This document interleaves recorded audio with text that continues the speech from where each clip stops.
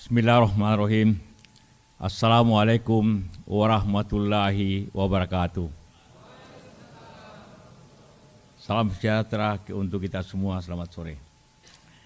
Saya hormati Bapak Dekan, Bapak Profesor Dr. Sumiati Haji, Bapak Dr. Julian, Pasha, para teman-teman, Pak Asto, Ibu Irma dan seluruh rekan-rekan. Wabil khusus pada anak-anakku atau cucu-cucu saya, para mahasiswa.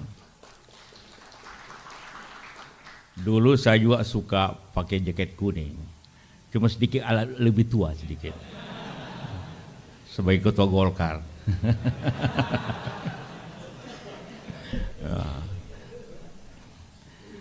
Baik, kalau di UNAS malah merah, pakai jaketnya. Tapi bukan PDIP, juga bukan Golkar. Ya. Baik, terima kasih atas kesempatan ini untuk temu untuk kedua kali saya ke sini. Untuk saya senang untuk berbicara atau berdiskusi dengan baik para guru besar juga para mahasiswa yang tentu menjadi harapan kita sekarang dan masa datang. Hari-hari ini di Indonesia kita semua memang agak panas, agak sedikit beribut dan bermacam diskusi. Ini kalau kita nonton di TV sudah berbulan-bulan saja masalah pemilu, sudah hampir 6 bulan barangkali, sehingga kita agak bosan sedikit juga sebenarnya. Kalau kita bicara demokrasi, bagi kita semua demokrasi adalah sistem, bukan tujuan. Sering orang menganggap demokrasi tujuan, tidak. Tujuan kita tetap masyarakat Indonesia yang adil dan makmur dengan cara pemerintahan, dengan cara falsafah demokrasi, artinya dari rakyat untuk rakyat dan juga sistem memberikan kebebasan.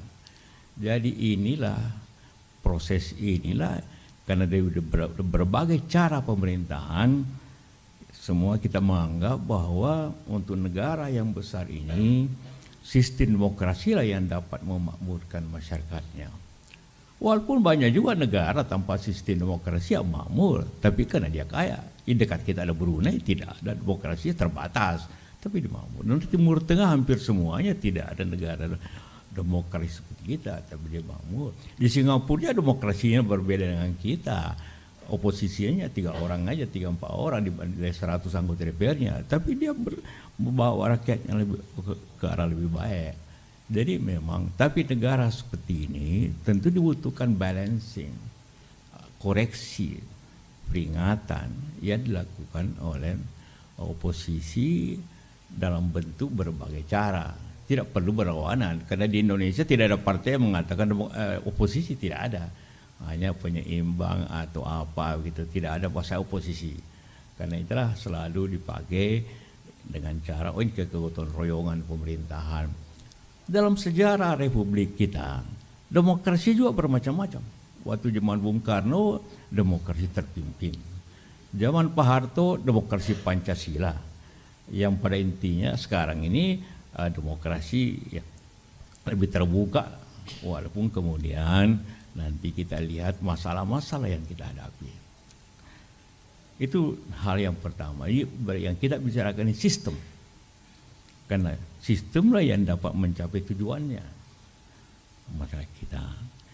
Nah, sekarang kita baru saja melewati suatu cara pemerintah demokratis dengan pemilu ini, yang bagi kita banyak pihak yang menilai bahwa ini perlu dikoreksi, perlu dievaluasi. Bagi saya saya pernah mengatakan inilah pemilu yang terburuk dalam sejarah pemilu sejak tahun 55. Artinya adalah demokrasi pemilu yang kemudian diatur oleh minoritas, artinya orang yang mampu, orang pemerintahan, orang-orang yang punya uang. Masalahnya, ya apabila sistem ini menjadi suatu kebiasaan, maka kita akan kembali ke zaman otoriter. Itu saja masalahnya sebenarnya. Karena itulah sebelum kita berbicara masa depan bangsa ini, setelah pemilu ini, saya baru-baru ini ke Vietnam, melihat kemajuannya luar biasa. Saya tanya apa ekspornya melampaui kita, pertumbuhannya dia 7-8%. Saya tanya apa Anda lakukan? Dia mengatakan kita selalu memandang ke depan, tidak ke belakang. Dia berperang dengan Amerika, tapi kemudian dia bersahabat dengan Amerika. Kita berbeda, kita lawan Belanda, ada berpuluhan tahun kita lawan Belanda, marah sama Belanda, dia tidak. Artinya adalah, mari kita lihat ke depan, kalau istilah Anda move on. Tetapi move on itu harus melihat apa yang terjadi untuk move on. Kenapa kita tidak berkembang? Apa yang terjadi dengan demokrasi kita? Apa yang terjadi dengan negara kita? Apa yang terjadi kepemimpinan kita? Sehingga terjadi seperti ini. Kita melihat dari berbagai pandangan, berbagai kemarahan, berbagai protes karena pemilu ini tidak transparan, banyak kecurangan, banyak hal-hal yang menyebabkan demokrasi itu tidak berjalan sebagaimana apa yang kita harapkan. Mulai daripada masalah dana bansos yang besar, macam-macam pembayaran besar, masalah ancaman, masalah bujukan, gabungan daripada semua itu tentu menyebabkan adanya, saya katakan tadi, maka demokrasi yang kita harapkan menjambakan suara rakyat menjadi terbeli oleh kemampuan-kemampuan para hal yang menentukan pemilu yang lain. Itu yang terjadi. Nah, kemudian apa solusinya? Solusi yang terbaik adalah tentunya adalah mengklarifikasi semuanya. Kenapa? Siapapun pemenang yang menjadi pemerintah akan datang, apa Pak Prabowo atau bagaimana, ia harus mendapat kepercayaan dari rakyat. Kepercayaan dari rakyat itu hanya timbul agar pemerintah berjalan, karena nanti pemerintah akan menghadapi lagi tantangan-tantangan yang lebih besar daripada tantangan politik. Nah, kalau kita tidak mengatasi tantangan depan dengan baik, karena masalah sekarang ini, karena itu masalah sekarang inilah harus kita selesaikan secara konstitusional.